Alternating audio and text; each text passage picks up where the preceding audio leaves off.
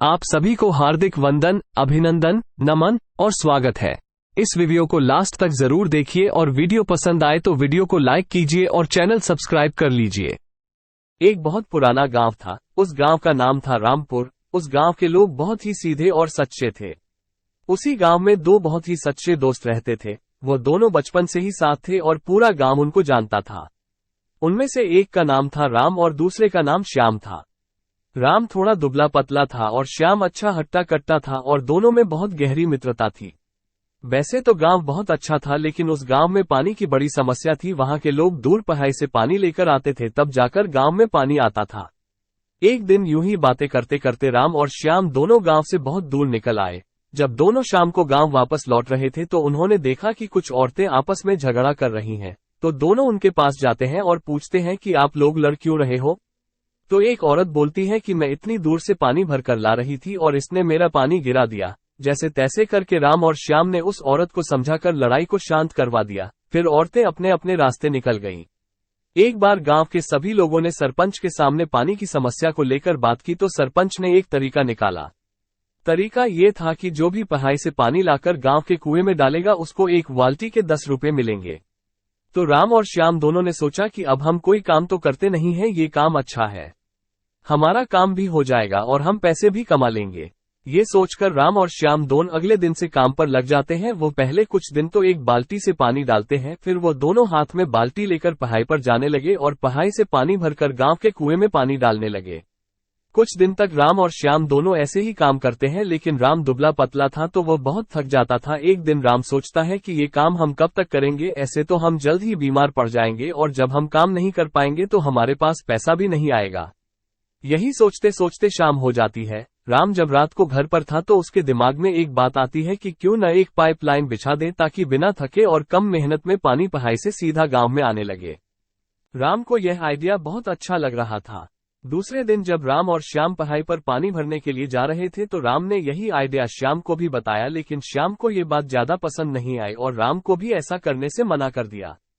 लेकिन राम को यह आइडिया बहुत अच्छा लग रहा था, क्योंकि राम आज की नहीं आने वाले कुछ सालों बाद की सोच रहा था। लेकिन श्याम तो बस यही सोच रहा था कि अभी का काम चल जाए, इसलिए श्याम पाइपलाइन का मना कर रहा था। राम रात को सोचता रहा कि पाइपलाइन कैसे डलेगी, इसमें तो पैसा भी लगेगा। फिर वह सोचता है कि यह बात मैं अपने सरपंच को बताऊंगा। अगर यह बात सरपंच को समझ में आ गई तो पैसे की समस्या भी समाप्त हो जाएगी।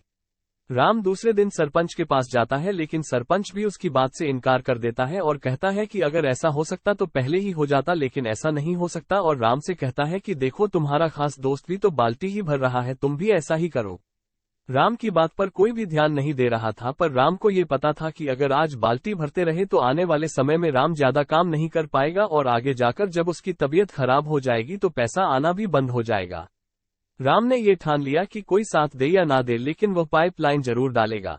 उसने दिमाग लगाया कि दिन दिन में वह बाल्टी से कुएं में पानी डालेगा और उससे जो पैसा आएगा उससे वह अपना खर्चा चलाएगा और साथ में पाइपलाइन भी डालेगा। फिर क्या होता है, राम अपने काम में लग जाता है। वह दिन में तो बाल्टी से कुएं को भरता और रात को पहाड़ी से पाइपलाइन डालने के लिए खुदाई करना शुरू कर देता है।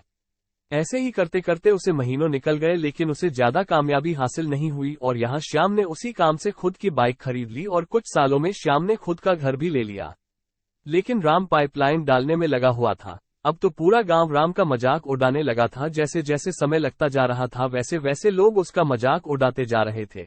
लेकिन राम को पता था कि अगर एक बार पाइपलाइन तैयार हो गई तो पूरे गांव की समस्या हल हो जाएगी और साथ ही बैठे बैठे पैसा आएगा। राम को खुद पर विश्वास था कि पाइपलाइन से ही वो बिना काम के भी पैसा कमा सकता है और वो उसे पूरा करने के लिए लग जाता है। कई साल निकल गए, लेकिन राम अभी भी अपनी पाइपलाइन बनाने में लगा हुआ था। और एक दिन ऐसा भी आया जब राम की पाइपलाइन तैयार हो गई और उसने गांव में बैठकर एक पाइप में टोंटी लगा दी और उससे पानी आना शुरू हो गया।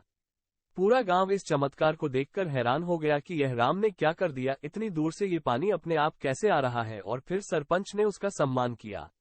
लेकिन धीरे धीरे श्याम की तबीयत खराब रहने लगी और उसने बिस्तर पकड़ लिया। लेकिन राम अपने घर से टोंटी चालू करता और गांव वालों से पैसे लेता और घर पर आराम करता। इसीलिए कहा गया है, मजदूर बने रहने से अच्छा है कि अपनी पाइपलाइन बनाओ। आज अगर इस कहानी की बात करें तो ये सिर्फ एक कहानी नहीं है। जिंदगी में सफल व्यक्ति वही है जिसने अपनी पाइपलाइन बनाई है। पाइपलाइन का मतलब है कि काम न करे तब भी पैसा आना चाहिए। आज अगर देखा जाए तो अंबानी जी ने अपनी जियो की सिम से अपना एक नेटवर्क बनाया, और नेटवर्क भी कितनी बार बनाया, सिर्फ एक बार। और हर व्यक्ति से जो भी जियो की सिम चलाता है उससे अंबानी जी के पास हर महीने पैसा जाता है।